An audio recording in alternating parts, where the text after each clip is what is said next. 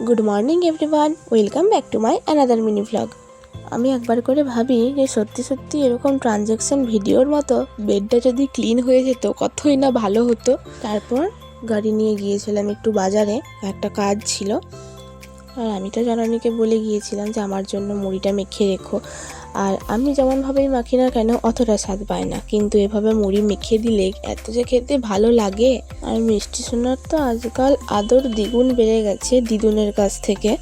আচ্ছা, আজকে দুপুরের মেনুতে ছিল আমার স্পেশাল চচ্চড়ি, ডিম ভাজা, লাউয়ের তরকারি, সয়াবিনের তরকারি আর আমার কম্পালসারি ধনেপাতা বাটা। আচ্ছা, আমাদের অনুষ্ঠানে আমরা যে শাড়িগুলো পরবো সেগুলো সবাই মিলে আজ নিয়ে এসেছি, সবাই মিলে বটল গ্রিন কালারটাই পরবো। তারপর আমি আর একটা দিদি মিলে এসেছিলাম দিদির বাপের বাড়িতে। দিদি বলতে বুঝতেই পারছো, একবার করে ভাবি দিদি বলবো নাকি বৌদি বলবো নাকি ফ্রেন্ড বলবো, কারণ আমাদের বন্ডিংটা একদম ফ্রেন্ডের মতোই। দিদির মা তো আবার মিষ্টি, ভুজিয়া, চা সব দিয়েছিল। তারপর এসেছিলাম একটু দোকানে, ওই একটা প্যান্ট নিলাম আর একটা ব্লাউজ নেওয়ার ছিল ওই রেড কালারের, আমার ওই শাড়ির সাথে পরার নেই। দিদির মতনই খুঁজছিলাম কিন্তু ওইরকম একই সেম টু সেম পেলাম না। বাড়িতে এসে মেডিটেশনে বসেছিলাম আর লাড্ডুকেও সায়নে দিয়েছিলাম। So that was it for today.